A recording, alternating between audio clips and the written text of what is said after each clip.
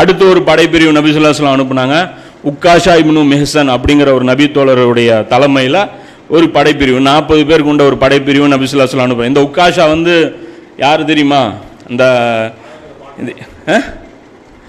இல்லை இந்த உக்காஷா வந்து யாருன்னா, இந்த ஒரு ஹதீஸில் வரும், இந்த ரசூலுல்லாஹ் சொல்லுவாங்க கேள்வி கணக்கு இல்லாமல் சொர்க்கத்தில் வந்து 70,000 பேர் போவாங்கன்னு அந்த ஹதீஸ் தான் நினைக்கிறேன். அதில் அவர் வருவார். உடனே ரசூலுல்லாஹ் ஒரு உக்காஷாங்கிற இவர் தான் எந்திரிச்சு என்ன சொல்லுவார், அந்த கேள்வி கணக்கு இல்லாமல் போகிற அந்த குரூப்பில் நானும் ஒருத்தராக இருக்கணும் அப்படின்னு சொல்லி துவா கேட்பார். கேட்டவுடனே ரசூலுல்லாஹ் சொல்லுவாங்க நீ ஒரு ஆள் தான் அப்படிம்ப. நம்ம என்ன நினைப்போம், ரசூலுல்லாஹ் கூட ரசூலுல்லாஹ் ஜாக்பாட் இவருக்கு அடிச்சிருச்சு, உழைப்பு இருக்குது. அதாவது இவர் வரலாற்றில் எங்கேயுமே இல்லைன்னுலாம் கிடையாது. அந்த ஒரு ஹதீஸில் மட்டும் வந்து அப்படியே ஒரு ஃப்ளுக்கில் அடிச்சுட்டு போயிட்டாரா சொர்க்கம் அப்படின்னா கிடையாது. பின்னாடி உழைச்சிருக்காங்க. இந்த படைப்பிரிவுக்கு போகிறாருல தலைமையாக ஒரு ஆள் ரசூலுல்லாஹ் அனுப்புகிறாங்கன்னா அந்தளவுக்கு ஹார்ட் ஒர்க்கராக இருப்பார். சும்மாலாம் எல்லாம் தூக்கி சொர்க்கம் கொடுத்துட மாட்டான், ரசூலுல்லாஹும் கொடுத்துட மாட்டாங்க. இந்த ஒழுவுக்கு தண்ணி எடுத்து வச்செல்லாம் சொர்க்கம் அதெல்லாம் கிடையாது. கேட்குறாங்களே, ஒரு நபித்தோழர் வந்து ஒழுவுக்கு தண்ணி எடுத்து வைக்கிறாங்க, ரசூலுல்லாஹ் கேட்குறாங்க உங்களுக்கு என்ன வேணும் கேளுங்க அப்படிங்கிறாங்க, சொர்க்கம் வேணுங்கிறாங்க. அப்போ ரசூலுல்லாஹ் முடியாதுன்றாங்க. அப்போ நம்ம நீ வந்து எனக்கு தொழுது உதவி செய்யுங்கிறாங்க. இப்போ இந்த நேரத்திலலாம் கிடையாது. அதாவது ரசூலுல்லாஹ்வுடைய மிஷனுக்கு யாரெல்லாம் உதவி செஞ்சாங்களோ அவங்களுக்கு தான் வந்து சொர்க்கம் வந்து பூமியிலே வழங்கப்பட்டிருக்கே தவிர இந்த இபாதத்தில் ஊறி திரைச்சவங்களுக்கெல்லாம் வந்து இந்த இடத்துல ரசூலுல்லாஹ் கொடுத்த மாதிரி நான் பார்த்த வரைக்கும் கிடைக்கல. இன்ஷா அல்லாஹ் ஒரு வேளை கிடைச்சான்னா அது பார்க்கலாம், யாருக்கு அந்த மாதிரி கிடைச்சிருக்குன்னு நானும் பார்க்குறேன். ஆர்வம் அந்த மாதிரி இல்லை. கிடைச்சவங்க எல்லாருமே பார்த்தீங்கன்னா ரசூலுல்லாஹ் இந்த மிஷனுக்கு ஹெல்ப் பண்ணவங்கள தான் வந்து நபி ஸல்லல்லாஹு அலைஹி வஸல்லம் கொடுக்குறாங்க. போரில் அடி வாங்கினவங்க, சகிச்சுக்கிட்டவங்க, அதிகமாக தர்மம் செஞ்சவங்க, இந்த மாதிரி ஆட்கள் தான் இந்த அஸ்வத்துல் முபஷரால் இருக்கிற அந்த 10 பேரும் பார்த்தீங்கன்னா இந்த மாதிரி ஆட்கள் தான். அதே மாதிரி மீதி இருக்கிற ஆட்களும் இதே மாதிரி தான். இப்போ அடுத்ததாக பார்த்தீங்க அப்படின்னா முஹம்மது இப்னு மஸ்லமா அப்படிங்கிற தலைமையில் ஒரு 10 பேர் கொண்ட ஒரு படைப்பிரிவு நபி ஸல்லல்லாஹு அலைஹி வஸல்லம் அனுப்புகிறாங்க. அந்த 10 பேரில் 9 பேர் கொல்லப்பட்டுறாங்க. சாலபா அப்படிங்கிற ஒரு கிளை நோக்கி அனுப்புகிறாங்க. அதே மாதிரி அபூ உபைதா யார் அஸ்வத்துல் முபஷரா அவருடைய தலைமையில் ஒரு 40 பேர் கொண்ட ஒரு குழுவை நபி ஸல்லல்லாஹு அலைஹி வஸல்லம் இந்த கொலைக்கு இவங்களுக்கு வந்து பலி வாங்கிறதுக்காக அனுப்புகிறாங்க. இந்த 10 பேருடைய கொலைக்கு 9 பேருடைய கொலைக்கு பலி வாங்கிறதுக்கு அனுப்புகிறாங்க. அவங்க போய் அவங்கள ஒரு த்ரெட்னிங் பண்ணி அங்கேருந்து அவங்களுடைய கால்நடைகள்லாம் ஓட்டிகிட்டு வந்துடுறாங்க.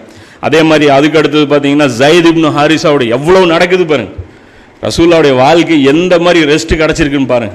நம்ம கணக்கு போடுறோம், ரசூலுல்லாஹ் ஈத்திகாஃப் உட்காந்தாங்க, அதை பண்ணாங்க, இதை பண்ணாங்க, இவ்வளோ நடந்திருக்கு. இதெல்லாம் நீங்கள் டைம் லிமிட் பண்ணி பாருங்கள். ரசூலுல்லாஹ் மஸ்ஜித் நபவியிலிருந்து ரொம்ப கம்மி நாளாக இருக்கும். அவர் நிம்மதியாக உட்கார்ந்தது ரொம்ப கம்மி நாளாக இருக்கும். இவ்வளவு படைப்பிரிவுகள் பேக் டு பேக் அனுப்பிட்டே இருக்காங்க. ஜயித் இப்னு ஹாரிஸாவுடைய படைப்பிரிவு நபி ஸல்லல்லாஹு அலைஹி வஸல்லம் அனுப்புகிறாங்க.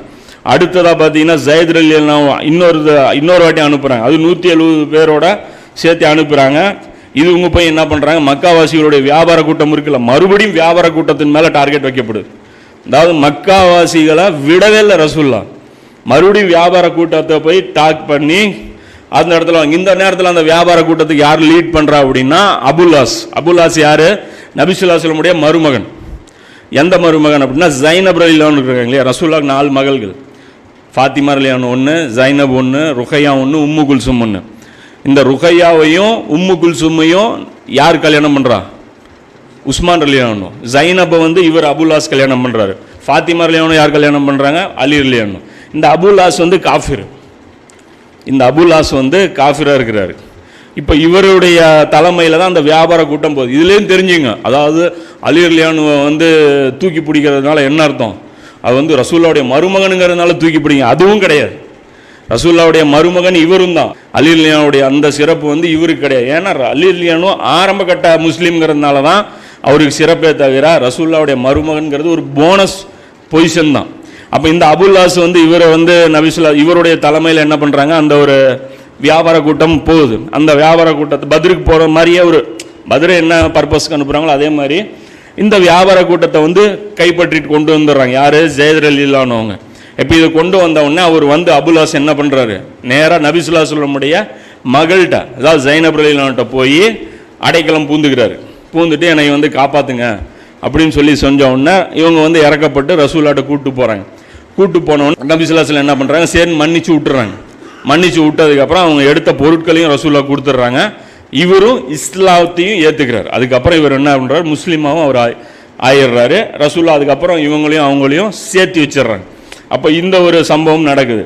அதுக்கு அடுத்தது பார்த்தீங்கன்னா மறுபடியும் ஜயத் ரலியல்லாஹு அவங்களையும் வந்து தாரிக் அப்படிங்கிற ஒரு இடத்துக்கு வந்து படைப்பிரிவு அனுப்புகிறாங்க. மறுபடியும் பார்த்தீங்க இன்னொரு படைப்பிரிவு வாதில் குர்ரா அப்படிங்கிற இன்னொரு இடத்துக்கு 12 பேர் கொண்ட ஒரு படைப்பிரிவு நபி ஸல்லல்லாஹு அலைஹி வஸல்லம் அனுப்புகிறாங்க.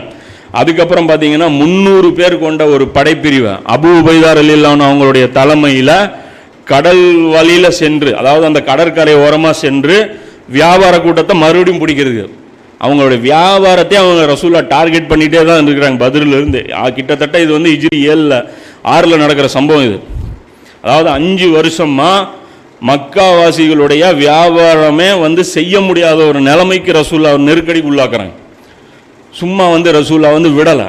அப்போ இந்த இடத்துல தான் அந்த ஒரு ஹதீஸ் வரும்ல, அந்த மீன் சாப்பிட்ட ஒரு ஹதீஸ், பசி ரொம்ப அதிகமாக இருந்தது, கடல்ல இருந்து ஒரு மீன் வந்து ஒதுங்கி வந்தது அப்படிங்கிற அந்த ஹதீஸ் இருக்கு இல்லையா, அந்த சம்பவம் வந்து இது. அபூ உபைதா ரலியல்லாஹு அன்ஹு அவங்களுடைய தலைமையில் தான் போகிறாங்க. போன இடத்துல அந்த வியாபார கூட்டத்துக்காக வெயிட் பண்ண வேண்டியது வருது. கொண்டு போன சாப்பாடெல்லாம் தீந்து போயிருச்சு, பசி பயங்கரமாக இருக்குங்கும்போது அல்லாஹ் ஒரு மீனை வந்து கடல்லேருந்து ஒதுக்குறோம். மிகப்பெரிய ஒரு மீன், அம்பர் அப்படின்னு சொல்லக்கூடிய ஒரு மிகப்பெரிய ஒரு மீன், சுறா மீன். அப்போ அந்த மீனை வந்து இவங்க வந்து கிட்டத்தட்ட 15-20 நாள் சாப்பிட்றாங்க. சாப்பிட்டு டவுட் வந்துடுது ஹலாலா ஹராமான்ட்டு. இருந்தாலும் சரி இப்போ நிர்பந்தங்கிற அடிப்படையில் சாப்பிட்டுக்குவோம், அதுக்கப்புறம் ரசூலாட்ட கேட்டு கன்ஃபார்ம் பண்ணிக்குவோம் அப்படின்னு சொல்லி ரசூலாட்ட வந்து சொல்லும்போது ரசூலா சொல்கிறாங்க, இல்லை அது ஹலால் தான், ஒன்றும் பிரச்சனை இல்லை, இருந்தால் எனக்கும் கொடுங்க அப்படின்னு சொல்லி கேட்டு நபி ஸல்லல்லாஹு அலைஹி வஸல்லம் அது வாங்கி சாப்பிட்றாங்க. இந்த ஒரு நிகழ்வுகளும் நடக்குது. இப்போ இத்தனை படைப்பிரிவு அந்த ஒரு வருஷத்துக்குள்ளேயே நபி ஸல்லல்லாஹு அலைஹி வஸல்லம் கிட்டத்தட்ட ஒரு 9 தாக்குதல்கள் மக்காவாசிகளை டார்கெட் பண்ணி, வேற யாருமே டார்கெட் கிடையாது. மக்காவாசிகள் அந்த அகல் போரில் எவன் எவன்லாம் வந்தானோ அவன் எல்லாரையுமே போய் ரசூல்லா வந்து மிரட்டுறாங்க.